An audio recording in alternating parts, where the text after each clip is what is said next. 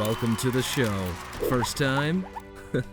Same. Sign on the door says we got some unmarked locations and Easter eggs hidden around Skyrim. Sounds pretty normal, right? No, not around here. If you were subscribed, you'd know that already, though. Just saying. I'm just saying.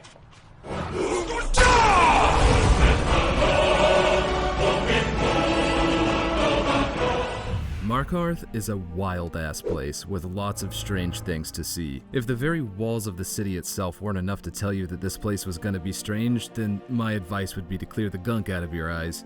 But use both your eyes.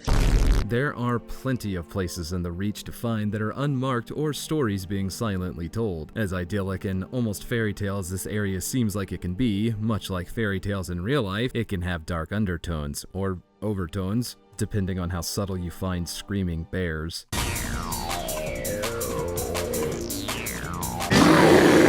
Along the cliffside that surrounds this small river, we can find the remains of an abandoned canoe. After we battle our way past the float goats in the river, Hey, you're finally awake. inside we find various trinkets and treasures, seeming to imply that the boat's owner was once a practitioner of magic of some sort. It's unclear as to why the owner abandoned the small boat the same way my father so casually abandoned me. Kidding, Dad. I'm not kidding. Anyway, I do find it interesting how oddly this is positioned. There's nowhere to go and it's just kind of here. Maybe the floating goatling scared the poor bastard away.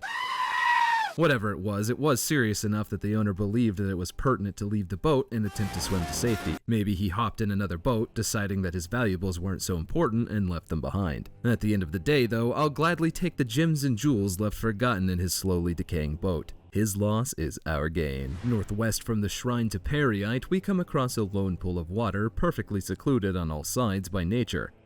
Ah, would you look at that? One of the locals came up here to go for a swim. Don't mind if I do, stranger. So, quiet type, huh?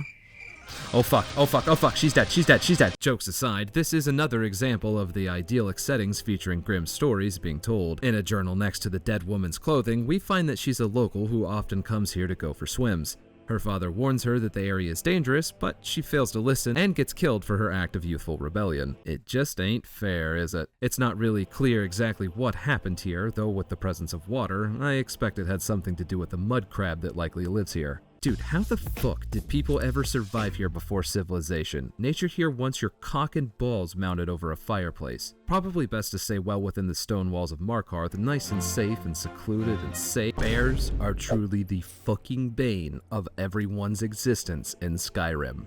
The woman in Iverstead that hates bears and wants their pelts is correct. You can't go anywhere in this damn province without a bear trying to skullfuck your corpse. That's something these two star-crossed lovers, I hate that fucking word, should have considered before setting up camp in the mountains. After taking care of the bears skulking around the camp, we can learn more about the situation from the dead woman's journal. In it, she details her meeting of a commoner that she'd fallen in love with despite her father's objections. They'd planned and made good on running away and fled to the mountains to plan out their new life together. Unfortunately, the local fauna had different ideas. To add to this all, investigating the bodies reveals that each of them was in possession of a silver ring, more than likely a symbol shared between the two of them. This one just makes me feel bad, man, damn. In my headcanon, the woman's father finds them and declares a genocide upon all bears in the region, ushering in an era of unprecedented peace amongst the trees. One can only hope.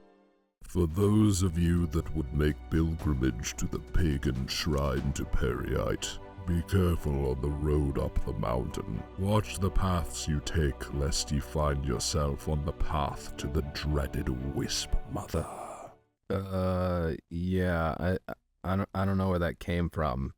But yeah, this set of Dwemer ruins is being haunted by floating orbs called wisps. Making the mistake of walking into this enclosed shrine-looking thing will wake up the Wisp Mother, leading the wisps floating nearby to become hostile and attack the Dragonborn. There's nothing nearby to indicate who or what she might have once been, but now she's just a hot ghost. And she's really unhappy that we're here. I'm sorry, my queen. Please do not be upset with me. Remember, never simp, especially for a dead woman. Ah! You interrupted my mewing session. Perhaps we can extrapolate a few things here from the little that we are given. Is it possible that this woman could have been the ghost of a Dwemer woman, dead long before the time of her people's disappearance? Maybe this was just a human woman who died in the area long ago. It could all just be the remnants of some magical ritual performed long ago whose purpose and process have been forgotten to time. Whatever the case, a ghost in the mountains awaits all those brave or unfortunate enough to come across the Wisp Mother's domain. Did you know that Skyrim features an exposed miner just sitting out in the open? Really crazy shit, I'd never seen it before. If you go around this area, you can find a couple ore veins ripe for the picking. Right next to one, a dead miner lays exposed to the world, bones stripped of all flesh long ago. What did you think I meant? Fucking sicko. It's not clear exactly what happened to this poor bastard, but he's clearly been dead a very long time. It doesn't look like he was even able to mine anything, as the vein looks to be largely untapped. Was he killed by bandits? There isn't anything on his body, so it would track to say that he got robbed. But why? Surely if they were trying to get his valuables, they could have waited for him to finish mining. His bones were heavy, and I didn't feel like giving him a cliffside burial, so this exposed miner shall remain in the wilderness for the remainder of time. If it wasn't evident enough that the bears around here are fucking vicious monsters that need to be put down like the animals they are, here's more proof. High up in the mountains, we can find one of the monsters in question standing over the slumped-over corpse of a random bandit.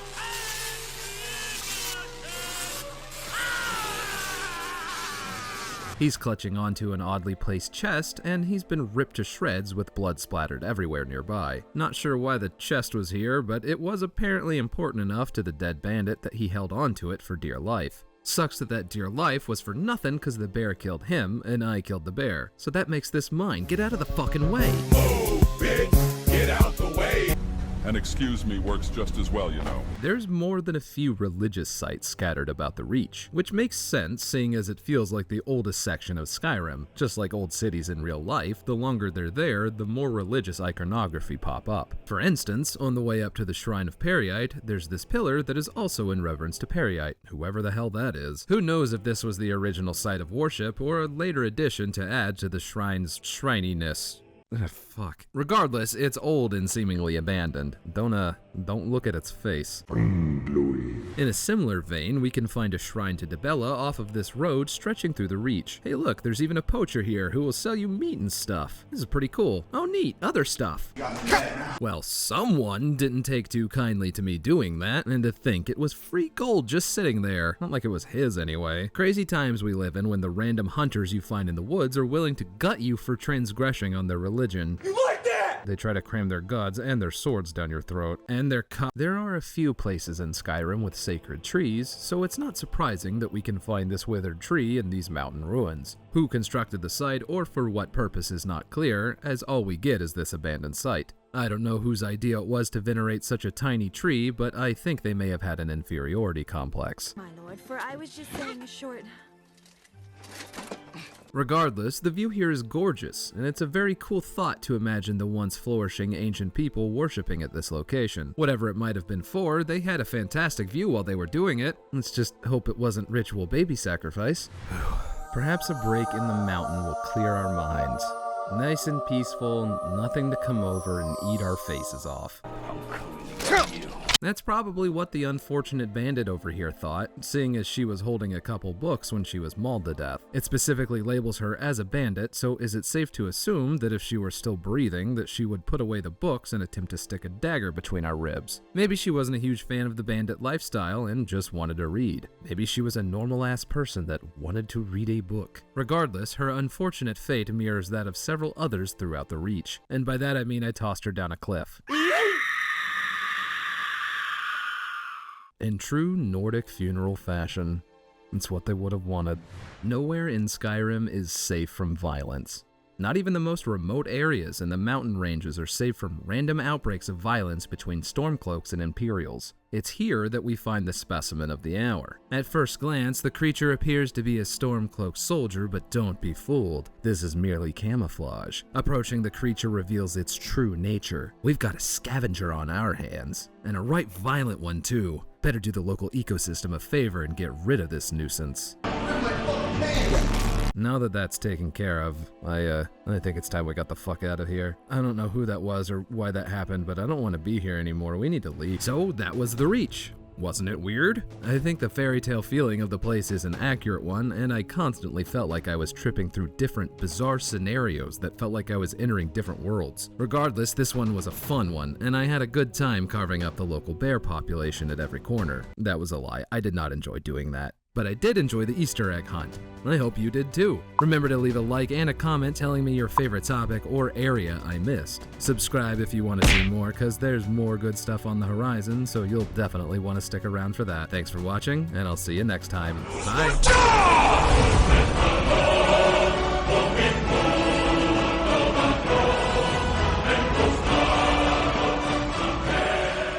Are you looking to